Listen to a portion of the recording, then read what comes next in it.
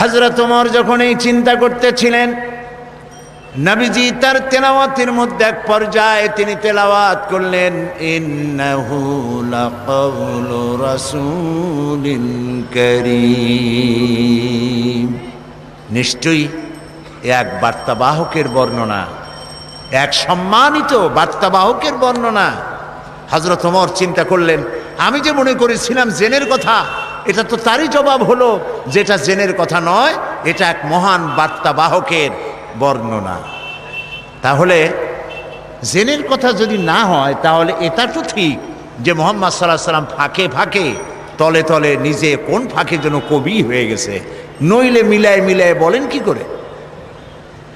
হযরত ওমর বলেন, আমি যখন মনে মনে ভাবলাম নবীজি কবি হয়ে গেছেন, মুহাম্মদ সাল্লাল্লাহু আলাইহি ওয়াসাল্লাম কবি হয়ে গেছেন, তখন তিনি নামাজের ভেতরে যা তেলাওয়াত করলেন আমি বুঝলাম আমার কথার জবাব পেয়ে গেছি।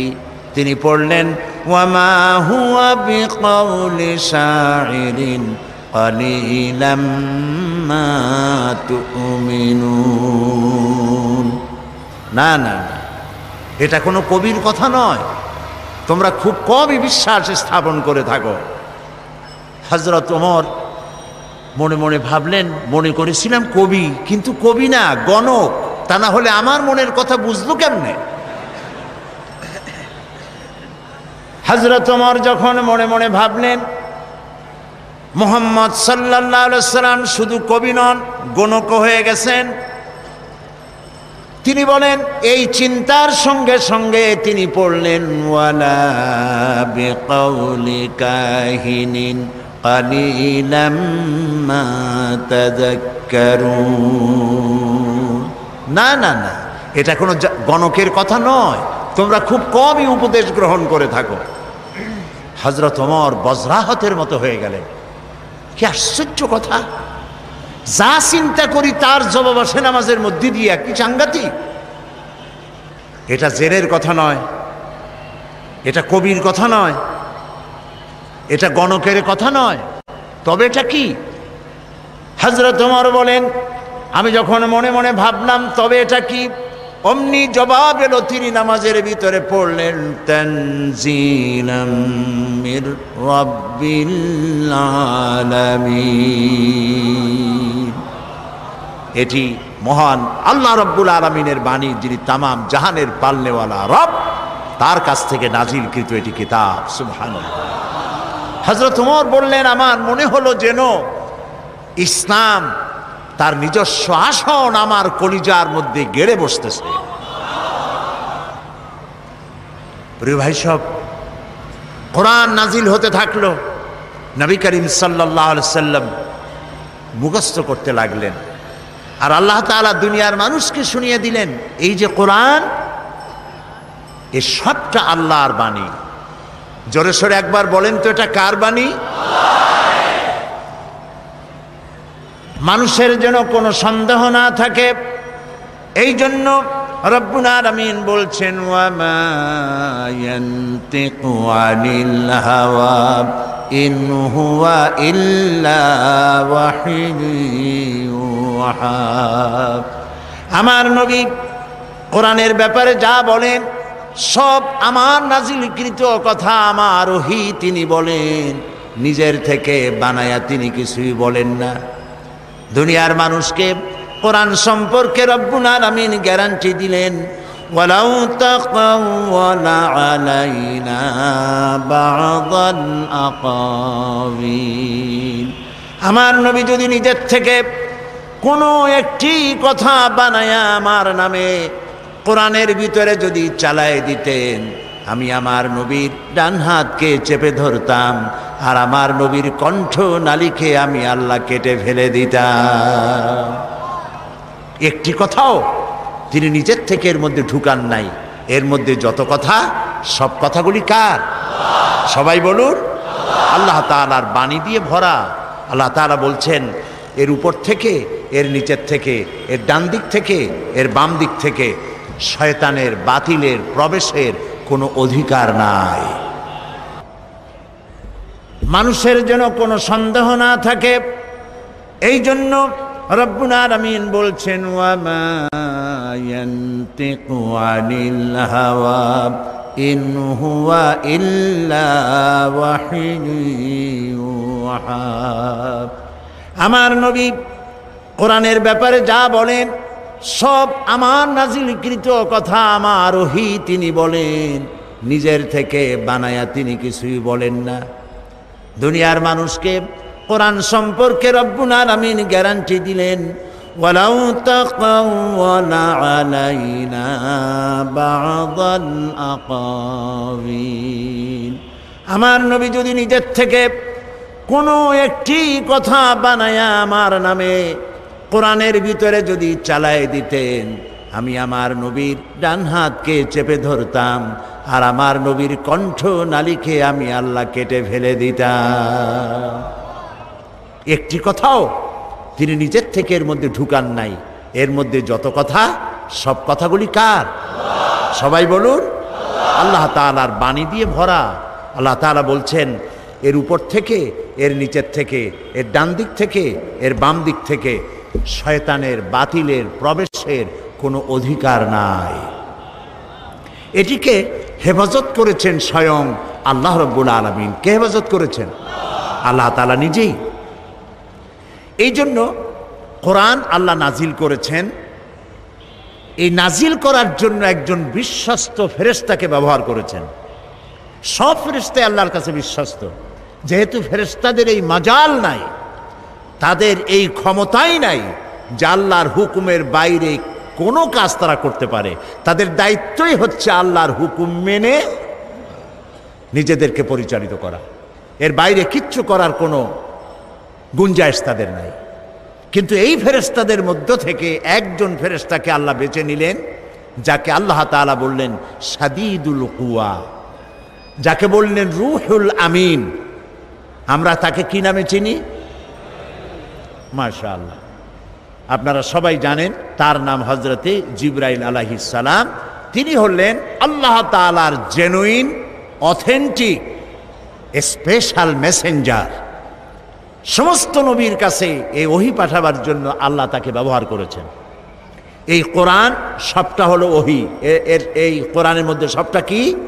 ওহী। এখন ওহী কি জিনিস সেটা আমাদেরকে বুঝতে হবে।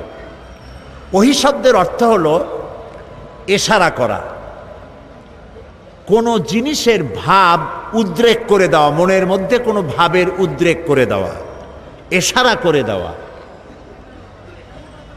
এখন এই ওহী কয়েক প্রকার হয়ে থাকে।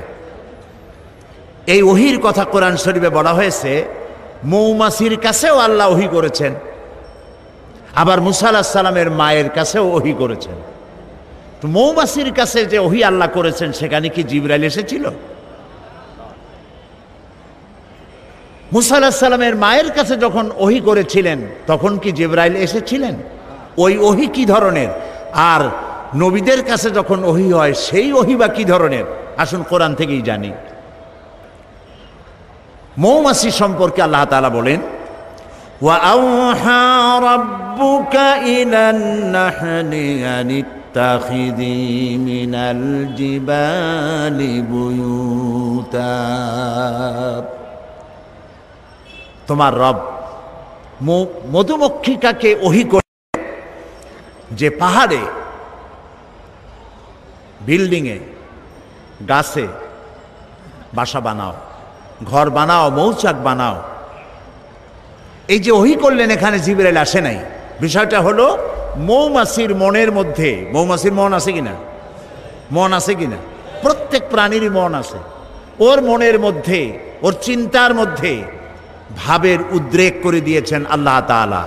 সেই ভাবের উদ্রেকেই সে গাছে মৌচাক বেঁধেছে, বিল্ডিংয়ের কার্নিশে বেঁধেছে, আবার পাহাড়েও এই মৌচাক বেঁধেছে। এটা হলো এই রকম। এই ওহীর অর্থ হচ্ছে ইশারা করে দেওয়া, ভাবের উদ্রেক করে দেওয়া। আবার মুসা আলাইহিস সালামের মা সম্পর্কে আল্লাহ তাআলা বলছেন, ইয আওহাইনা ইলা উম্মিকা মা ইউহা। মুসা আলাইহিস সালামকে বলছেন, স্মরণ করো সেই সময়ের কথা যখন তোমার মাকে ওহী করা হয়েছিল। সেটা হলো ফেরাউন বলেছিল যে আমার এই দেশে যত নারীরা গর্ভবতী হবে পাহারা লাগাও, এদের মধ্যে যে সমস্ত কন্যা সন্তান প্রসব করবে তাদেরকে বাঁচিয়ে রাখো, আর যত পুত্র সন্তান হবে সবগুলিকে মেরে ফেলো, যাতে মুসা আলাইহিস সালাম আসতে না পারে। কিন্তু এইখানে কার কথা উঁচায় থাকলো, ফেরাউনের কথা না আল্লাহর কথা? কালেমাতুল্লাহি হিয়াল আউলিয়া। এখন আল্লাহ তো মুসা পাঠাবেন, ফেরাউন মুসা আসতে দেবে না, ইচ্ছা পূরণ হবে কার? এই 4-5 জনে কইলে হয় নাকি? জোরে জোরে কন না, কার? আল্লাহ তাআলার ইচ্ছা পূরণ হবে। মুসা আলাইহিস সালামের মায়ের পেটে মুসা আলাইহিস সালাম এলেন, আল্লাহ তাআলা বলছেন আমি তাকে ওহী করলাম। তার মানে হলো যখন মুসাকে তিনি প্রসব করবেন, মুসা আলাইহিস সালামকে, তখন মুসা আলাইহিস সালামের মায়ের মনের মধ্যে ভাবের উদ্রেক করে দিলেন আল্লাহ তাআলা এভাবে, সন্তান প্রসব করেই তাকে একটি বাক্সের ভিতরে আটকাইয়া নদীর ভিতরে ছেড়ে দাও। এখানে জিবরাইল আলাইহিস সালাম আসে নাই। সুতরাং এইসব ব্যাপারে যত ওহির কথা হয় বুঝতে হবে ভাবের উদ্রেক করে দেওয়া, ইশারা করা। কিন্তু এই ওহি যখন কোনো নবীর প্রতি ওহি করা হয়, বলা হয়, তখন বুঝতে হবে সেখানে এসেছিলেন কে? জিবরাইল আলাইহিস সালাম। এই কথাটি আল্লাহ তাআলা কোরআনে কারীমের মধ্যে বলছেন, ইন্না আওহাইনা ইলাইকা কামা আওহাইনা ইলা নূহিন ওয়ান নাবিয়্যিনা মিন বা'দিহি। নিশ্চয়ই আমি আপনার প্রতি ওহী নাজিল করেছি, এবং এই ওহী শুধু আপনাকে দিয়ে শুরু করি নাই, এই ওহী নাজিল করেছি আপনার প্রতি যেমন করে নাজিল করেছিলাম নূহ আলাইহিস সালামের প্রতি এবং তার পরবর্তী সমস্ত নবীদের উপরে। ওয়া আওহাইনা ইলা ইব্রাহিমা ওয়া ইসমাঈলা ওয়া ইসহাকা ওয়া ইয়াকুবা ওয়াল আসবাত।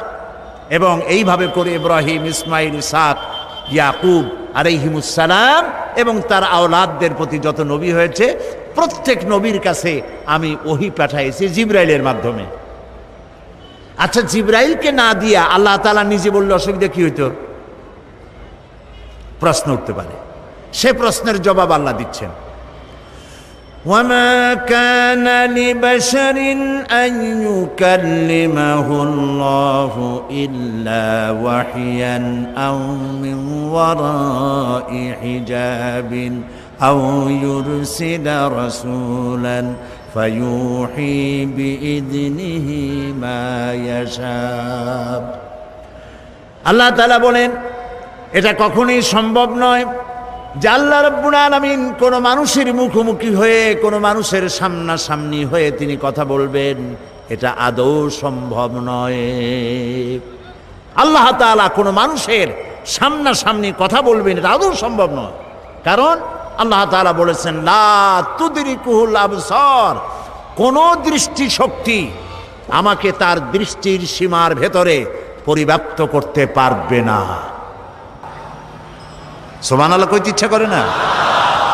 মুসা আলাইহিস সালাম বলেছিলেন রব্বি আরিনি, আয় আল্লাহ আমি তোমারে দেখতে চাই।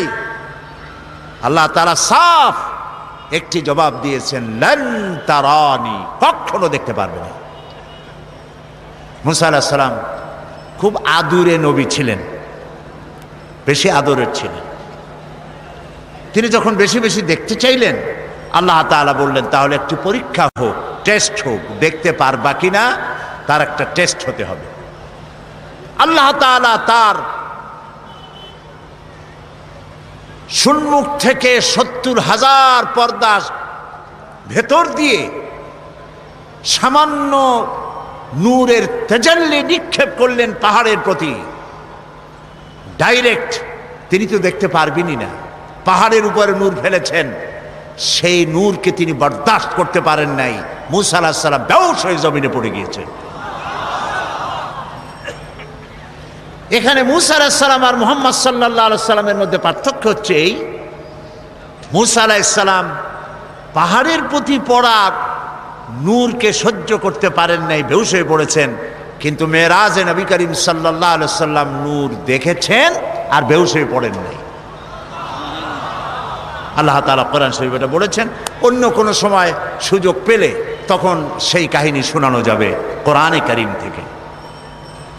সুতরাং মূল কথা হচ্ছে এই যে আল্লাহ তাআলাকে কোনো মনুষ্য শক্তির দৃষ্টি সীমার ভিতরে কোনো দৃষ্টি শক্তি লা তুদরিকুহুল আবসার, আল্লাহর দৃষ্টি সীমার ভেতরে তো সব, কিন্তু কোন শক্তি তার দৃষ্টি দিয়ে আল্লাহকে সীমাবদ্ধ করতে পারবে না। সুবহানাল্লাহ বিহামদিহি। তো আল্লাহ রাব্বুল আলামিন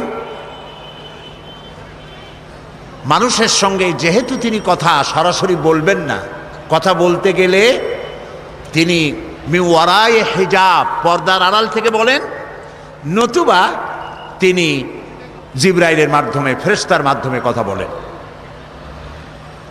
কোরআনে কারীম আল্লাহ তাআলা নাজিল করলেন জিবরাইলের মাধ্যমে। এর সূরা নাস থেকে শুরু করে সূরা ফাতিহা থেকে, বিসমিল্লাহ থেকে শুরু করে সূরা নাস পর্যন্ত সম্পূর্ণ কোরআন বহন করে নিয়ে এসেছেন কে বলুন তো? জিবরাইল আলাইহিস সালাম। এই কিতাবের বিশুদ্ধতা সম্পর্কে কোনো কথা উঠতে পারে পাঠকের মনে। দেখুন, পৃথিবীতে যত লেখকরা বই লেখেন, প্রত্যেক লেখক শুরুতেই তার দুর্বলতা স্বীকার করেন। আপনারা কি কথা শুনতেছেন? সেই সাথে বুঝতেছেন? আলহামদুলিল্লাহ বলেন। প্রত্যেক অথার, রাইটার, মুসান্নিফ, লেখক বই লিখতে গিয়ে শুরুতেই বলেন এই লেখার মধ্যে আমার ভুল ত্রুটি হতে পারে, তথ্য এবং তত্ত্বগত, অথবা প্রিন্টিং মিস্টেক হতে পারে। কোনো সহৃদয় পাঠক যদি তার চোখে কোনো ভুল ধরা পড়ে আমাকে জানিয়ে দিলে কৃতজ্ঞতার সাথে আগামী সংস্করণে সংশোধন করতে বাধ্য থাকিব। এরকম লেখা থাকে কিনা? না, এরকম লেখা থাকে আমি যে একখানা বই লেখছি এর মধ্যে ভুল ধরে কার বাপের মাথায় কয়টা মাথা। আলহামদুলিল্লাহি রাব্বিল আলামিন। সমস্ত প্রশংসা, যাবতীয় প্রশংসা আল্লাহ রাব্বুল আলামিনের, যিনি কিতাব নাজিল করেছেন। সুবহানাল্লাহ। আর এক কথা উল্টান, যেখান থেকে শুরু করবেন ওইখানেই দেখেন বিশুদ্ধতার গ্যারান্টি। যালিকাল কিতাবু লা রাইবা ফি। এটা হচ্ছে সেই কিতাব যে কিতাবের ভিতরে সন্দেহের কোনো অবকাশ নাই, বিন্দুমাত্র সন্দেহ নাই। লা রাইবা ফি, এর মধ্যে কোনো সন্দেহ নাই, ভুল নাই, ত্রুটি নাই, বিচ্যুতি নেই। চ্যালেঞ্জ। আল্লাহ রাব্বুল আলামিন বিশ্ববাসীকে চ্যালেঞ্জ করলেন, আম ইয়াকুলুনা ইফতারাহু কুল ফাআতু বিসূরাতিম মিথলিহি ওয়াদউ মান ইসতাতা'তুম মিন দুনিল্লাহ। এরা কি দাবি করে যে কোরআন আপনার বানানো? যদি এই ধরনের দাবি তারা করে, তাহলে তাদের পক্ষে যদি সম্ভব হয় তাহলে কোরআনের মতো করে কোরআন তারা বানাক। যদি তারা সত্যবাদী হয়, কোরআনের সূরার মতো করে সূরা তারা বানায় নিয়ে আসুক। মহান আল্লাহ রাব্বুল আলামিন আরো চ্যালেঞ্জ করলেন, قل لئن اجتمعت الإنس والجن أن يأتوا بمثل هذا القرآن لا يأتون بمثله ولو كان بعضهم لبعض ظهيرا قل لئن اجتمعت الإنس والجن। বলুন, গোটা পৃথিবীর সমস্ত মানুষ আর জিন সব যদি একত্রিত হয় এই ব্যাপারে যে কোরআনের মতো একখানা কোরআন বানাবে, লা ইয়াতুনা বিমিসলি, আল্লাহ তাআলা বলছেন কখনো তাদের পক্ষে সম্ভব হবে না কোরআনের মতো একখানা কোরআন বানাইতে।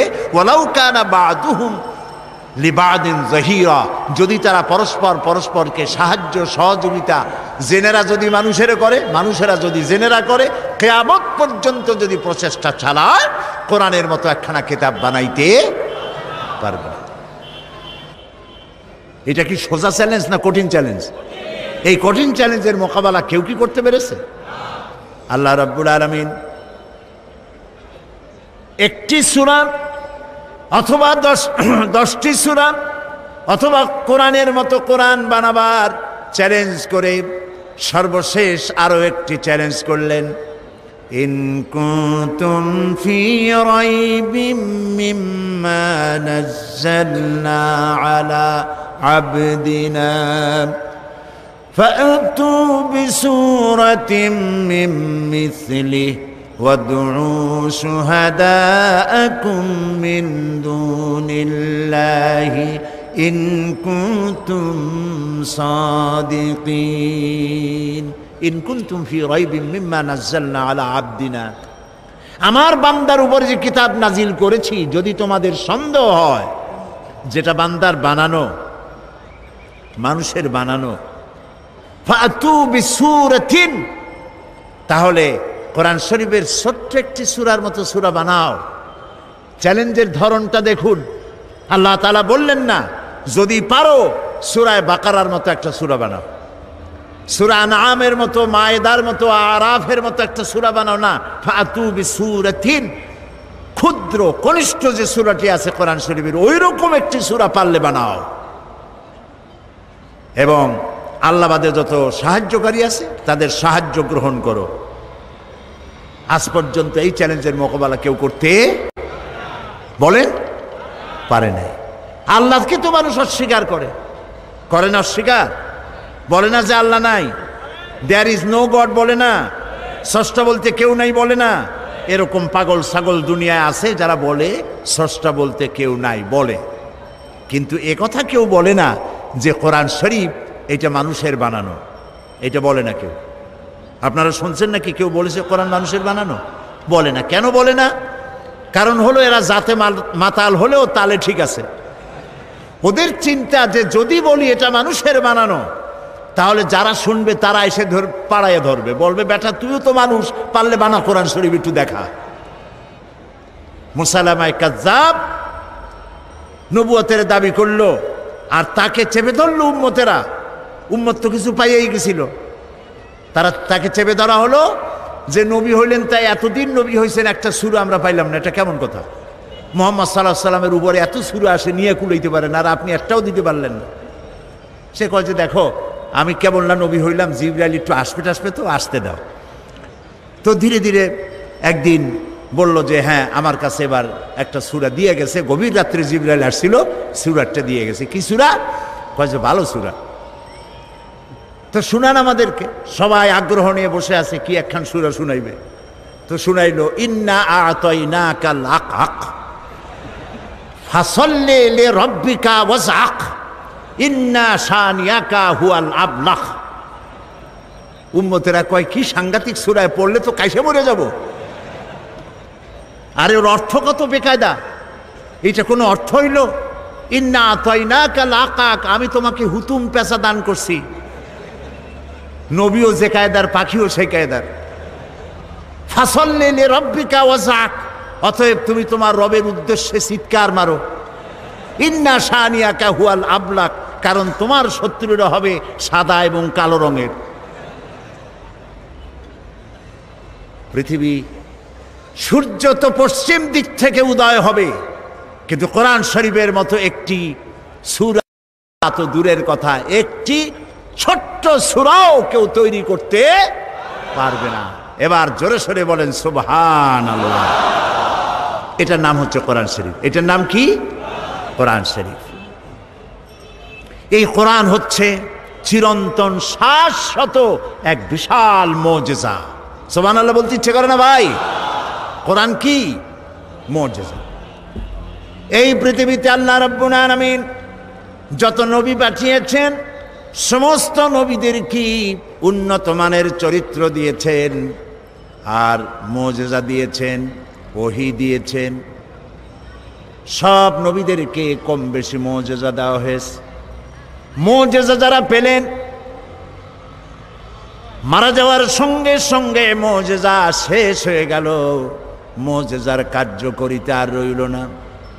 যেমন মুসা আলাইহিস সালামের মুজিজা ছিল হাতের লাঠি ফেলে দিলে কি হয়ে যেত?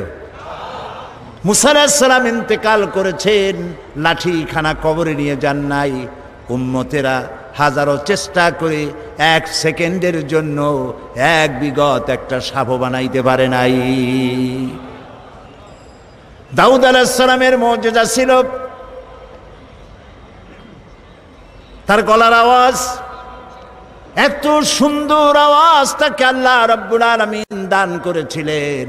তিনি যখন জাবুর শরীফ তেলাওয়াত করতেন, উড়ন্ত পাখিগুলি ওড়া বন্ধ করে হযরত দাউদের চতুর্দিকে বসে আল্লাহর কালাম শুনত।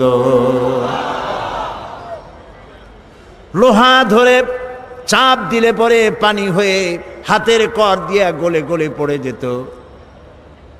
ঈসা আলাইহিস সালামের মুজিজা ছিল অন্ধ মানুষের চোখের উপরে হাত দিলে চোখ ভালো হয়ে যেত। কুষ্ঠ ব্যাধিগ্রস্ত লোকের গায়ে হাত দিলে ব্যাধি ভালো হয়ে যেত। মুসা আলাইহিস সালাম দুনিয়া থেকে বিদায় হলেন, মুজিজাও বিদায় হয়ে গেল। সুলাইমান আলাইহিস সালামের মুজিজা ছিল সূরা আন-নামল পড়ে দেখেন। গল্প শোনাচ্ছি না, কোরআন শোনাচ্ছি। হযরতে সুলাইমান সকাল বেলায় সিংহাসনে বসতেন। আল্লাহ বলেন 1 মাসের পথ বিনা ইঞ্জিনে উড়ে যেতেন। সন্ধ্যা বেলায় আর 1 মাসের পথ বিনা ইঞ্জিনে উড়ে ফিরে চলে আসতেন। হযরত সুলাইমান ইন্তেকাল করলেন, সিংহাসন কবরে নিয়ে যান নাই। উম্মতেরা 1 সেকেন্ডের জন্য জমিন থেকে 2 আঙ্গুল উপরে উঠাইতে পারে নাই। ঈসা আলাইহিস সালাম ইন্তেকাল করেন নাই, রব্বুল আলামিন তাকে উঠায় নিয়েছেন। তিনি যে অন্ধ লোকের চোখের উপরে হাত দিলে চোখ ভালো হয়ে যেত, তাকে আল্লাহ উঠায় নিলেন। তার ভক্ত অনুরক্ত, তার উম্মতের দাবিদার শত শত কোটি খ্রিস্টান পৃথিবীতে আছে, একটা অন্ধ লোকের চোখে হাত বুলাইয়া কারো চোখ ভালো বানাইয়া দিতে পারে নাই। প্রিয় ভাই সব, এই পৃথিবীতে রব্বুল আলামিন সব নবীকে কম বেশি মুজিজা দিয়েছেন। সব থেকে শ্রেষ্ঠ মুজিজা দিয়েছেন আমাদের নবীকে। নবীজি মুহাম্মদুর রাসূলুল্লাহ সাল্লাল্লাহু আলাইহি ওয়াসাল্লামের জীবনে হাজার হাজার মুজিজা সংগঠিত হয়েছে। নবীজির সমস্ত মুজিজার ভিতরে সর্বশ্রেষ্ঠ মুজিজা যেটা, তার নাম কোরআন। রাসূলের মুজিজার নাম কি? রাসূল দুনিয়া থেকে চিরকালের জন্য বিদায় হয়ে গেছেন। মুজিজা কবরে নিয়ে যান নাই, মুজিজা রেখে গেছেন। এই মুজিজা থাকবে কিয়ামত পর্যন্ত। লোকেরা শুনবে, বোঝে না তাও কান্দে। রমজান মুবারকের মাসে তারাবির নামাজের ভিতরে লোডশেডিং হয়, বিদ্যুৎ চলে গেছে, পাখা ঘোরে না, গরমের মধ্যে ঘরমাক্ত হয়। কোরআন শোনা বাদ দিয়া নামাজিরা বাইর হয়ে যায় না। সারা পৃথিবী জুড়ে সব থেকে বেশি যে কিতাব পড়া হয়েছে তার নাম কোরআন শরীফ। আজও কোরআন শুনে কাফের বেঈমান ইহুদি খ্রিস্টান মুসলমান হয়ে যায়, পড়ে লা ইলাহা ইল্লাল্লাহু মুহাম্মাদুর রাসূলুল্লাহ। শ্রেষ্ঠ মুজিজা, সুবহানাল্লাহ বলে।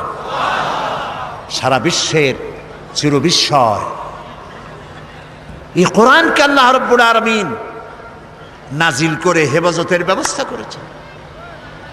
আল্লাহ রাব্বুল আলামিন বলেন, ইন্না নাহনু নাযালনা যিকরা ওয়া ইন্না লাহু লাহাফিজুন।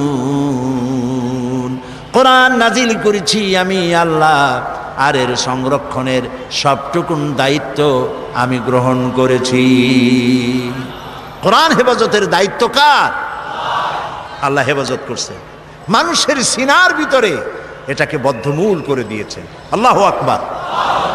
ছোট্ট ছোট্ট বাচ্চারা মুখস্থ করে, এতটুকু এতটুকু বাচ্চা 7 বছর 8 বছর বয়স কোরআন শরীফ মুখস্থ করে ফেলাইছে। এটা যদি আল্লাহর না হতো তাহলে কি সম্ভব ছিল ভাই? সম্ভব ছিল না। প্রতি রমজান মাসে, বুখারীর হাদিস, প্রতি রমজান মাসে জিবরাইল আলাইহিস সালাম নবী করিম সাল্লাল্লাহু আলাইহি ওয়াসাল্লামের কাছে আসতেন আর বলতেন, এ পর্যন্ত যতটুকু নাজিল হয়েছে আমাকে পড়ে শোনান। নবী করিম সাল্লাল্লাহু আলাইহি ওয়াসাল্লাম তেলাওয়াত করে শোনাইতেন আর জিবরাইল আলাইহিস সালাম শুনতেন। এরপরে হযরত জিবরাইল বলতেন, ইয়া রাসূলুল্লাহ, এবার আমি পড়ি, আপনি শোনেন। এটা এই জন্য করতেন যাতে করে আল্লাহর কালাম মুখস্থ করার ব্যাপারে কোনো ভুল ত্রুটি হয়ে না যায়।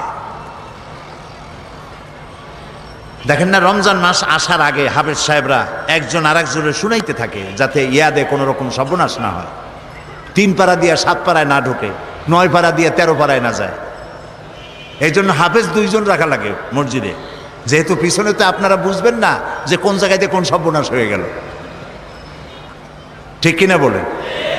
নবী করিম সাল্লাল্লাহু আলাইহি ওয়াসাল্লামের কাছে যে বছর নবী করিম সাল্লাল্লাহু আলাইহি ওয়াসাল্লাম ইন্তেকাল করবেন, তার জীবনের শেষ রমজানে হযরত জিবরাইল এলেন, এসে বললেন, ইয়া রাসূলুল্লাহ, গোটা কোরআন শরীফ পুরাটা আপনি আমাকে তেলাওয়াত করে শোনান। তিনি তেলাওয়াত করলেন, জিবরাইল শুনলেন। জিবরাইল বললেন, এবার আমি পড়ি, তেলাওয়াত করি, আপনি শোনেন। আবার তিনি তেলাওয়াত করলেন, শুনলেন। হযরত জিবরাইল বললেন, আবার তেলাওয়াত করুন, আমি শুনবো। আবারও তিনি তেলাওয়াত করলেন, জিবরাইল শুনলেন। হযরত জিবরাইল বললেন, এবার আমি আবার তেলাওয়াত করি, আপনি শোনেন। নবী করিম সাল্লাল্লাহু আলাইহি ওয়াসাল্লামের ইন্তেকালের বছর শেষ রমজানে হযরত জিবরাইল 2 বার শুনাইছেন এবং হযরতে রাসূল 2 বার হযরতে জিবরাইলকে শুনিয়েছেন। কোরআনের অথেন্টিসিটির ব্যাপারে, এর বিশুদ্ধতার ব্যাপারে গোটা পৃথিবী নির্বাক, হতবাক, বিস্ময় হতবাক হয়ে গিয়েছে। কোরআনের মতো বিশুদ্ধ গ্রন্থ আল্লাহর আরশের নিচে জমিনের উপরে দ্বিতীয় আরেকটি নাই। বলুন আল্লাহু আকবার। এ হচ্ছে সেই কোরআন। এই কোরআন কোনো গতানুগতিক কিতাব নয়। এর মধ্যে রয়েছে ইতিহাস, রয়েছে বিজ্ঞান। আল্লাহ পাক বলছেন, আর রহমান আল্লামাল কোরআন, তিনি দয়াবান। তার এত দয়া যে তিনি কোরআনের মতো একখানা কিতাব আমাদের দিয়েছেন। সুবহানাল্লাহ। গতকালকে বলছিলাম না, কি বলছিলাম? মাথা তো ঝুলাইলেন। গতকাল বলেছিলাম, অনেক কথার মধ্যে এটা বলেছিলাম আল্লাহর কথা। قل بفضل الله وبرحمته فبذلك فليفرحوا هو خير مما يجمعون। বলুন হে নবী, আপনি বলেন, বিফাদলিল্লাহি ওয়া বিরহমাতিহি, আল্লাহর করুণা, আল্লাহর দয়া হচ্ছে তোমাদের প্রতি এই যে কোরআনের মতো একখানা কিতাব আল্লাহ তোমাদের দিয়েছেন। জোরে বলেন সুবহানাল্লাহ। আল্লাহ, তোমার কোরআন সহি তেলাওয়াতের তৌফিক আমাদের দাও। আল্লাহ, তোমার কোরআন বোঝার তৌফিক তুমি আমাদের দাও। আয় আল্লাহ, তোমার কোরআন প্রতিষ্ঠার আন্দোলনে আমাদের সকলকে শামিল করে দাও। কোরআন, এতে রয়েছে ইতিহাস, এতে রয়েছে দর্শন, ভূগোল, খগোল, নৃতত্ত্ব, ভূতত্ত্ব, এতে রয়েছে জিওমেট্রি, ম্যাথামেটিক্স, অ্যালজেব্রা, এতে রয়েছে পৌরবিজ্ঞান, সমাজবিজ্ঞান, এতে রয়েছে স্বরাষ্ট্র, পররাষ্ট্র নীতি, রয়েছে অর্থনীতি, রয়েছে রাজনীতি, সব নীতি রয়েছে এর মধ্যে। কিন্তু রাজনীতি আছে বলে কোরআন কোনো রাজনীতির কিতাব নয়। ভাইরা বুঝতেছেন আপনারা? রাজনীতি আছে বলে কোরআনকে কি আমরা বলবো? কখনো বলবো না। কোরআনে বিজ্ঞান আছে তাই বলে আমরা এটা বিজ্ঞানের কিতাব বলবো না। কোরআনে অর্থনীতি আছে বলে এটাকে আমরা অর্থনীতির কিতাব বলবো না। তবে কি বলবো? আমরা বলবো এই পৃথিবীর মানব গোষ্ঠী তাদের জীবন পরিচালনার জন্যে যত নীতি প্রয়োজন, সকল নীতির মূল নীতি বিধৃত হয়েছে এই কোরআনের মধ্যে। সব আছে, আল্লাহ তাআলা সব কথা খুলে খুলে বয়ান করে দিয়েছেন। এখন এই যে কোরআন আমরা পেয়েছি আল্লাহর কাছ থেকে, আল্লাহ তাআলা আমাদের দিয়েছেন, এই কোরআন শুধু নামাজ রোজার কথা বলেনি। কোরআন শরীফ 6,666টি আয়াত বলা হয় কম বেশি। এই 6,666টি আয়াতের মধ্যে মাত্র 550 আয়াত হচ্ছে হুকমে শরঈ। বলুন তো কি মানে? আদেশ নিষেধ, শরীয়তের বিধান সংক্রান্ত আয়াতের সংখ্যা 550। একটু ভাবুন, একটু চিন্তা করেন, মজা পাবেন। তো 6,500 আয়াতের মধ্যে যদি 550 আয়াত হয় আদেশ আর নিষেধ, বাকি আয়াতগুলি কি তা কি কখনো চিন্তা করার অবকাশ হয়েছে আমাদের? মাথায় কি চিন্তা আসছে? কখনো আসে নাই। কপাল আমাদের এমনি এমনি পড়ে নাই। ইরাকের ভাগ্য এমনি এমনি নষ্ট হয় নাই। Palestine, Kashmir, Chechnya, Bosnia, Somalia, Eritrea, আলজেরিয়ার ভাগ্য এমনি এমনি নষ্ট হয় নাই। নষ্ট হয়েছে আমাদের কারণে। কাদের কারণে? আমাদের কারণে। আমরা কোরআনের কাছের থেকে যখন যাই চোখ বুজে যাই। এক ফকির, সে নাকি বলেছিল, কোন জাতের ফকির জানি না, সে তার স্রষ্টার কাছে বলেছিল, স্রষ্টা আমি তো গরিব ফকির, তোমায় তো সব কিছুই দিতে পারো, তা আমাকে যদি তুমি একটু ধনসম্পদ দিতে, যা দিয়ে আমি জীবনে খয়রাত না করে পারি, ভিক্ষা না করে পারি, এরকম যদি একটু কিছু দিতা। তার দোয়া মঞ্জুর হয়ে গেল। এখন তার জন্য স্রষ্টা ব্যবস্থা একটা করলেন। ওই ফকির রাস্তা দিয়ে বাড়ি আসতেছে, বাড়ির কাছাকাছি এসে চিন্তা করলো, আচ্ছা অন্ধরা রাস্তা হাঁটে কেমনে, কেমনে তারা পথ চেনে, একটু দেখি তো কিভাবে অন্ধরা চোখ না থাকলে কি কষ্টটা তাদের হয়। চোখ বুঝা বাড়ি যাওয়ার রওনা করছে। প্রতিমধ্যে একটা বস্তার মতো পায়ে ঠেকলো। সে গালি দিল, কোথার বস্তার বেটা, বস্তা, একটা বস্তা ভালাই ধুইছে, থর আর জাগা পাইল না, রাগ করে গালাগালি দিয়ে বাড়ি চলে আসলো। অনেকদিন পর সে দোয়া করলো যে আল্লাহ, হে আমার স্রষ্টা, দোয়া তো কবুল হইল না। স্রষ্টা স্বপ্নে জানাইলো, তোমারে তো আমি দিছিলাম, কিন্তু তুমি তোমার ভাগ্য পাও দিয়ে আর ঠেলে ফেলেছ। সব জায়গায় চোখ খুলে আসছো, যেখানে মণিমুক্তা ভরা বস্তা রাখছিলাম ওই জায়গায় চোখ বুঝাইতে গেছো। এই পৃথিবীতে মানুষের, মুসলমানেরা তাদের স্বাধীনতা, সার্বভৌমত্ব, তাদের ইজ্জত, তাদের সম্ভ্রম, তাদের নেতৃত্ব, তাদের কর্তৃত্ব, তাদের প্রভুত্ব পৃথিবীর উপরে প্রতিষ্ঠিত করে দেবে যে কোরআন, সেই কোরআনের ব্যাপারে তারা অন্ধ। সব বোঝে, কোরআন বোঝে না। বিমল মিত্রের কড়ি দিয়া কিনলাম বই, এত বড় বই, আগাগোড়া পড়তে মাথায় যন্ত্রণা হয় না। শরৎচন্দ্র, বঙ্কিম, রবীন্দ্রনাথের রচনাবলী এত বড় বড়, সব পড়ে, মাথায় যন্ত্রণা হয় না। কিন্তু কোরআনে কারিমের অনুবাদ সহ পড়তে গেলে মাথায় যন্ত্রণা, পেটে গ্যাস্ট্রিক, চোখের মধ্যে জ্বালা করে, কানের মধ্যে সনসন করে, তাই তকদিরও ঠন ঠন করে।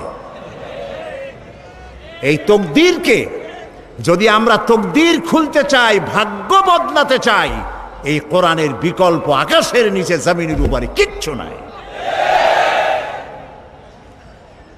প্রিয় ভাই সব, এই কোরআন এমন এমন ঘটনা বর্ণনা করেছে যা ষষ্ঠ শতাব্দীর দুনিয়া এর কিছুই জানতো না। এ কোরআন অবশ্য কিছু কিছু ঘটনা ইহুদিদের কেতাব এসছে, কিন্তু তা অতিরঞ্জিত, বিকৃত হয়ে এসেছে। আল্লাহ পাক ওহির মাধ্যমে নবী করিম সাল্লাল্লাহু আলাইহি সাল্লামকে ইতিহাস শিখাইছেন, ইতিহাস জানিয়েছেন। আদম আলাইহিস সালাম, নূহ আলাইহিস সালাম, ইব্রাহিম আলাইহিস সালাম, ফিরাউন, নমরুদ ইত্যাদির ইতিহাস, রাসূলকে সঠিক ইতিহাস কে শিখাইছে বলেন? আল্লাহ রাব্বুল আলামিন বলেন, তিলকা মিন আম্বাইল গায়বি নূহিহা ইলাইকা মা কুনতা তা'লামুহা আনতা ওয়ালা কওমুকা মিন ক্বাবলি হাদা। এটা হলো সেই অজ্ঞাত ঘটনা বলি, যা আপনি এ সম্পর্কে কিছুই জানতেন না, আপনিও জানতেন না, আপনার কওমও জানতো না। আমি ওহির মাধ্যমে সঠিক ঘটনাগুলি আপনাকে জানিয়ে দিয়েছি। হযরত ইউসুফ আলাইহিস সালামের ঘটনা বর্ণনা করে আল্লাহ পাক বলছেন, যালিকা মিন আম্বাইল গায়বি নূহিহি ইলাইকা ওয়া মা কুনতা লাদাইহিম ইয আজমাউ আমরাহুম ওয়া হুম ইয়ামকুরুন। এটা হলো সেই ঘটনা যা আমি ওহীর মাধ্যমে আপনাকে জানিয়েছি, ইউসুফ আলাইহিস সালামের ঘটনা। অথচ তার ভাইরা যখন ঐক্যবদ্ধভাবে তার বিরুদ্ধে ষড়যন্ত্র করতেছিল তখন আপনি সেখানে উপস্থিত ছিলেন না। আমি ওহীর মাধ্যমে প্রাগ ঐতিহাসিক এসব ঘটনা আপনাকে জানিয়ে দিয়েছি। আল্লাহ রাব্বুল আলামিন হযরত মূসা আলাইহিস সালামের ঘটনা রাসূলকে কোরআনের মাধ্যমে শোনাচ্ছেন আর বলছেন, وَمَا كُنْتَ بِجَانِبِ الْغَرْبِيِّ إِذْ قَضَيْنَا إِلَى مُوسَى الْأَمْرَ وَمَا كُنْتَ مِنَ الشَّاهِدِينَ। আর সিনাই পর্বতের পশ্চিম প্রান্তে মূসা আলাইহিস সালামকে আমি যখন তাকে নির্দেশাবলী দিয়েছিলাম আপনি সেখানে উপস্থিত ছিলেন না। আমি ওহীর মাধ্যমে আপনাকে সে ঘটনাও জানিয়েছি। كذلك نقص عليك من أنباء ما قد سبق وقد آتيناك من لدنا ذكرا। এভাবেই আপনার কাছে অতীতের সমস্ত ঘটনা বলি আমি আপনাকে নিজের নিকট থেকে একটির পর একটি করে ওহীর মাধ্যমে জানিয়ে দিয়েছি। এভাবে আল্লাহ তাআলা রাসূলকে ইতিহাস জানালেন। আল্লাহ তাআলা রাসূলকে বিশ্বলোক সম্পর্কে, ঊর্ধ্বলোক সম্পর্কে জ্ঞান দান করেছেন। 1665 খ্রিস্টাব্দে স্যার আইজ্যাক নিউটন তিনি মাধ্যাকর্ষণ শক্তির কথা বিশ্ববাসীকে জানালেন। কিন্তু আশ্চর্যের কথা যে নবী করিম সাল্লাল্লাহু আলাইহি ওয়াসাল্লাম কখনো কোনো সায়েন্স ল্যাবরেটরিতে কোনো গবেষণা করেননি, কোনো একাডেমিক কোয়ালিফিকেশন গ্রহণ করেননি, লিখতে জানেন না, পড়তে জানেন না। স্যার আইজ্যাক নিউটন যে তথ্য তিনি দিলেন 1665 খ্রিস্টাব্দে, আজ থেকে 1500 বছর পূর্বে এক নিরক্ষর উম্মি নবীর মুখ থেকে আল্লাহ রাব্বুল আলামিন সেই মাধ্যাকর্ষণ শক্তির কথা কোরআন শরীফে আল্লাহ উল্লেখ করে দিয়েছেন। আল্লাহ রাব্বুল আলামিন বলেন, ইন্নাল্লাহা ইউমসিকুস সামাওয়াতি ওয়াল আরদা আন তাজুলা। নিশ্চয়ই আল্লাহ নবমণ্ডল এবং ভূমণ্ডলকে এমনভাবে ধারণ করে রেখেছেন যে এটা পরস্পর থেকে বিচ্ছিন্ন হতে পারে না। এর মধ্যেই ইঙ্গিত রয়েছে যে প্রত্যেকটি গ্রহের আলাদা আলাদা ল অফ গ্র্যাভিটেশন, মাধ্যাকর্ষণ শক্তি রয়েছে। সুবহানাল্লাহ বলুন। আমি ব্ল্যাক হোলের কথা আপনাদেরকে গত বছর না কবে শুনিয়েছিলাম। এই ব্ল্যাক হোলের কথা, অন্ধকূপের কথা আজ বিজ্ঞানীরা বলছেন। মহাশূন্যের ভিতরে রয়েছে ব্ল্যাক হোল। ব্ল্যাক হোলটা কি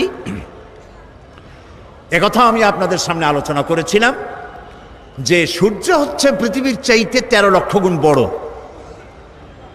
আর গ্যালাক্সির ভিতরে, ছায়াপথের ভেতরে, মিল্কি ওয়ের ভেতরে রয়েছে অসংখ্য তারকা এমন যার এক একটি তারকা যে সূর্য পৃথিবীর চাইতে 13 লক্ষ গুণ বড়, এরকম 2.5 থেকে 3 কোটি সূর্য খাইয়া হজম করতে পারে এমন হাজার হাজার তারকা আল্লাহ তাআলা মহাশূন্যে রেখে দিয়েছেন।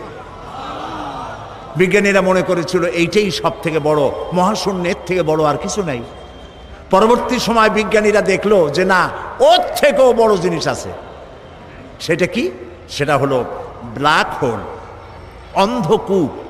সেই অন্ধকূপ হচ্ছে এত বড় কূপ যে তারকাগুলি, ওই তারকা, কোন তারকা কোন তো, যে তারকায় সূর্য খাইতে পারে, এই রকমের অসংখ্য সূর্য খাইয়া হজম করতে পারে যে তারকাগুলি, সেই তারকাগুলি মহাশূন্যে ঘুরতে ঘুরতে যদি ব্ল্যাক হোলের রেঞ্জের ভিতরে এসে যায় তাহলে ব্ল্যাক হোল এই তারকাগুলিকে চকলেটের মতো চুষে নিমিষের মধ্যে অদৃশ্য করে দেয়। এই কথা বিজ্ঞান বলল কবে? এই মাত্র কদিন আগে। আল্লাহ রাব্বুল আলামিন এই ধারণা আজ থেকে 1500 বছর আগে নবীজির কাছে ব্ল্যাক হোলের ধারণা দিয়ে রেখেছেন। আল্লাহ তাআলা বলছেন ফালা উকসিমু বিমাওয়াকিন নুজুম, শপথ সেই পতিত স্থানের যেখানে তারকাসমূহ নিপতিত হয়। বিজ্ঞানীরা খুঁজলো তারকাগুলি নিপতিত হয় কোথায়, তারা খুঁজে পেল সেই ব্ল্যাক হোলের ভেতরে তারকাগুলি নিপতিত হয়। এই কথা আজকে আবিষ্কার হলো, কিন্তু কোরআন বলেছে অনেক অনেক অনেক আগে। সুবহানাল্লাহ। প্রিয় ভাই সব, মানুষ এই যে চন্দ্র সূর্য সৌরজগৎ সম্পর্কে এর গতিশীল, সবকিছুই যে গতিশীল, কোপারনিকাস, কেপলার, গ্যালিলিও, নিউটন এসব বিজ্ঞানীদের জানার বহু পূর্বে ইসলাম, কোরআন মানুষকে তা জানিয়ে দিয়েছে। এই পৃথিবীর সবকিছুই গতিশীল, এ সম্পর্কে মানুষের বিভিন্ন ধারণা ছিল। কেউ বলেছে চন্দ্র ঘোরে, কেউ কয় সূর্য ঘোরে, কেউ কয় কিছুই ঘোরে না, কেউ কয় সম্ভবত আমরাও ঘুরি। কিন্তু মূল কথাটা কি, ঘোরে কে, এ বিষয়ে ফাইনাল সিদ্ধান্ত কে দিতে পারবেন বলেন তো সবাই? আল্লাহ রাব্বুল আলামিন দুনিয়াবাসীকে আজ থেকে ১৫০০ বছর আগে সব কিছুই যে গতিশীল সে সম্পর্কে আল্লাহ পাক জানায় দিলেন, লাশ-শামসু ইয়ানবাগি লাহা আন তুদরিকাল কমারা ওয়ালাল লাইলু সাবিকুন নাহার ওয়া কুল্লুন ফি ফালাকি ইয়াসবাহুন। প্রবল জ্ঞানী হইবে যাহারা, আপন মনেতে বুঝিবে তাহারা, রাত্রি পারে না কি যাইবার, দিনের স্থান করি অধিকার। চন্দ্র বাঁধে না সূর্যের গায়েতে, সূর্য পারে না চন্দ্রকে ধরিতে, যার যে স্থান বহাল রাখিয়া ভ্রমণ করিছে খোদাকে ডরিয়া। ওয়া কুল্লুন ফি ফালাকি ইয়াসবাহুন, যা কিছু আছে মহাশূন্যে সব ঘুরছে ঘুরছে ঘুরছে, কেউ দাঁড়ানো নাই। পৃথিবী ঘোরে, চন্দ্র ঘোরে, সূর্য ঘোরে, সব ঘুরছে। এই তথ্য আল্লাহ তাআলা দিয়েছেন। বিজ্ঞানের অনেক থিওরির ভিতরে এটিও একটি থিওরি যে বিজ্ঞানের কোনো থিওরি ফাইনাল নয়। আজকে এক বিজ্ঞানী এক কথা বললো, কালকে আরেকজন এসে থাপ্পড় মেরে তারটা উড়াই দিয়ে নিজেরটা এস্টাবলিশ করতো, ঠিক না? কিন্তু কোরআন শরীফের ব্যাপারে কোরআনে বর্ণিত বিজ্ঞানের এই তত্ত্বটি ভুল, এই কথা বলার মতো হিম্মত পৃথিবীতে কারো আজও হয়েছে? যদি কারো হিম্মত হয় বলেন, আমরা শুনি। এই হিম্মত পৃথিবীতে কারো নাই। এ কোরআন মানুষের সৃষ্টি নৈপুণ্যতার কথা বলেছে, কিভাবে মানুষ সৃষ্টি হয়েছে এ ধারণা দিয়েছে কোরআন। এ ধারণা দিতে গিয়ে দার্শনিকরা ভুল করেছে। মার্কস বলেছেন মানুষ পেট সর্বস্ব, ফ্রয়েড বলেছেন মানুষ সেক্স সর্বস্ব, ডারউইন বলেছে মানুষ কেবলমাত্র। সে আল্লাহ রাব্বুল আলামিন কোরআনের মধ্যে ধারণা দিয়ে দিয়েছেন তোমাদের উৎপত্তি কোত্থেকে, তোমাদের দাদা নানা বান্দর না। কেউ যদি বলে আমার নানা বান্দর, আমার দাদা উল্লুক, এই সব কথা বলার মধ্যে কোনো কৃতিত্ব আছে? কোনো মজা আছে? কোনো মর্যাদা আছে? আল্লাহ তাআলা শিখিয়ে দিয়েছে আমরা আদম থেকে, আমরা বান্দর থেকে না, আমরা আদম থেকে, আর আদম মাটি থেকে। সুবহানাল্লাহ বলেন, সুবহানাল্লাহ।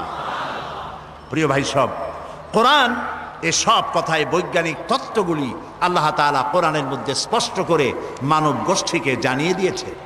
বিজ্ঞান বলছে যে একদিন, দেখুন বিজ্ঞান আর কোরআনের মধ্যে আমি প্রায় বলে থাকি কথা, যে বিজ্ঞান এবং কোরআন পারস্পরিকভাবে সাংঘর্ষিক বা কন্ট্রাডিক্টেড নয়।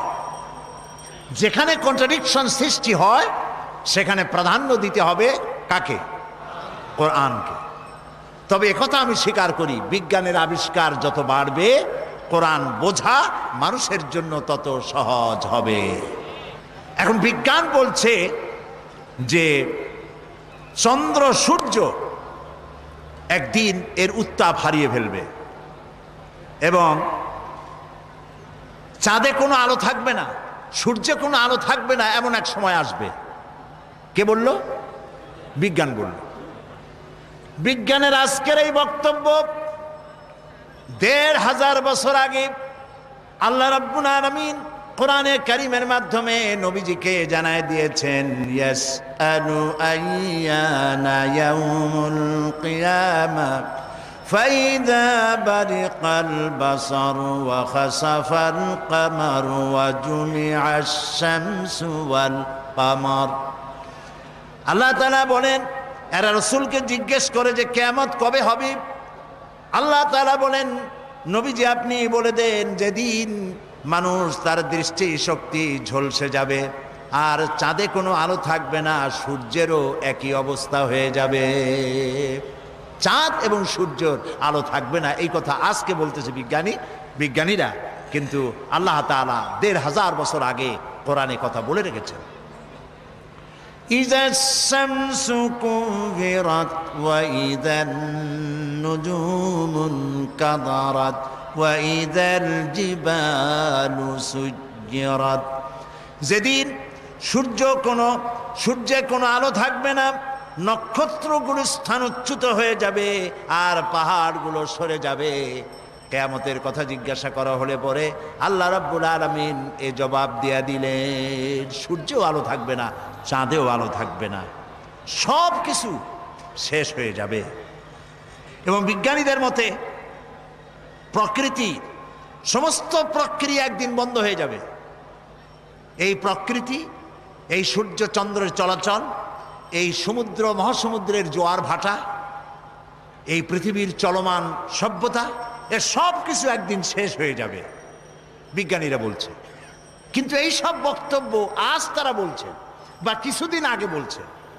এবার আল্লাহ কি বলছেন দেখুন, কোরআনে কারীমের মাধ্যমে আল্লাহ তাআলা বিশ্ববাসীকে ১৫০০ বছর পূর্বে জানায় দিয়েছেন, কুল্লু মান আলাইহা ফানি ওয়া ইয়াবকা ওয়াজহু রাব্বিকা যুল জালালি ওয়াল ইকরাম। বিশ্ব যা কিছু আছে সব ধ্বংস হয়ে যাবে, একমাত্র অবশিষ্ট থাকবেন তিনি, যিনি এই সব কিছুকে সৃষ্টি করেছেন। তার অস্তিত্ব ছাড়া আর সব শেষ হয়ে যাবে। সুতরাং বিজ্ঞান যা কিছু আমাদেরকে বলেছে তার বহুলাংশে আল্লাহ তাআলা কোরআনে কারীমের মধ্যে এই তত্ত্বগুলি আমাদেরকে জানিয়ে দিয়েছেন। আজ যে উদ্ভিদের কথা বলা হচ্ছে, উদ্ভিদ সম্পর্কে গবেষণা চালিয়ে বিজ্ঞানীরা বলছেন, এই সিদ্ধান্তে তারা উপনীত হয়েছেন যে প্রকৃতির মধ্যে উদ্ভিদ হচ্ছে মানুষের সব থেকে বড় বন্ধু। আল্লাহ তাআলা এই কথা কোরআনে কারীমের মধ্যে বলে রেখেছেন উদ্ভিদ সম্পর্কে। ওয়াল আরদা বাদা যালিকা দাহাহা আখরাজা মিনহা মাআহা ওয়া মারআহা। আল্লাহ তাআলা অতঃপর তিনি জমিনকে বিস্তার করে দিয়েছেন এবং এর দ্বারা তিনি উদ্ভিদ উদ্গত করে দিয়েছেন।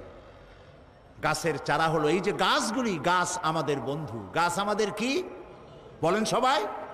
গাছ আমাদের বন্ধু। আমাদের বন্ধু, সেই জন্য এদের প্রাণ সংহার করি আমরা চোখ বুজিয়া। গাছ আমাদের বন্ধু। সারা দিন সারা রাত অহরহ পৃথিবীর মানুষ এবং প্রাণী জগৎ বাতাস থেকে বিশুদ্ধ অক্সিজেন গ্রহণ করে আর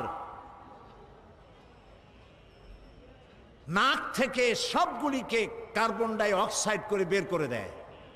পরিবেশ নষ্ট হয়ে যায়, বিষাক্ত হয়ে যায়। এই বিষাক্ত পরিবেশকে পরিশুদ্ধ করার জন্য পৃথিবীর মানুষের কোনো ফ্যাক্টরি নাই, কলকারখানা নাই। আল্লাহ তাআলা গাছ বানিয়েছেন। এই গাছ গুল্মলতা, তৃণলতার রং হলো সবুজ। আর এই সবুজের কাজ হচ্ছে, এই সবুজের খাদ্য হলো আমাদের জন্য যেটা বিষ, সবুজের জন্য সেটা খাদ্য। আমাদের ছেড়ে দেওয়া কার্বন ডাই অক্সাইড তারা গ্রহণ করে এবং সূর্যের উত্তাপ, সূর্যের আলো আর গ্রিন রং, দুটোতে মিলে এক প্রকারের রন্ধন ক্রিয়ার মধ্য দিয়ে সারা রাত বসে এটাকে তারা আবার অক্সিজেন বানায়া শূন্যের ভিতরে ছেড়ে দেয়, যা দিয়ে জগৎবাসী বেঁচে থাকে। সুবহানাল্লাহ। এই জন্য আপনি প্রয়োজনে তো গাছের পাতা ছিঁড়বেন, কিন্তু বিনা প্রয়োজনে আপনি প্রয়োজনে গাছ কাটবেন, বিনা প্রয়োজনের গাছের পাতাও ছিঁড়বেন না, কারণ গাছের পাতাগুলি আল্লাহর জিকির করে। মুসলিম শরীফের হাদিসে এসেছে, কেউ যদি একটি গাছ লাগায় সৎ নিয়ত করে, ওই গাছের ফল যত প্রাণীতে খাবে, যত পাখিতে খাবে, মানুষের আশ্রয় নিবে, মানুষের উপকৃত হবে, সদকায়ে জারিয়ার এই সব কিয়ামত পর্যন্ত বৃক্ষ যে লাগিয়েছিল তার আমলনামায় লেখা হবে। সুতরাং গাছ কাটবেন বেশি না লাগাবেন বেশি? বলেন কি করবেন বেশি? বেশি করে লাগাবেন, বেশি করে লাগাবেন। নবী করিম সাল্লাল্লাহু আলাইহি সাল্লাম যখন যুদ্ধে যেতেন তখন কয়েকটি কথা সাহাবায়ে কেরামদেরকে শুনিয়ে দিতেন। এক নম্বরে বলতেন, অসুস্থ, বৃদ্ধ, নারী, শিশু এই লোকদের উপরে হস্তক্ষেপ করবে না, অত্যাচার করবে না। 2 নম্বর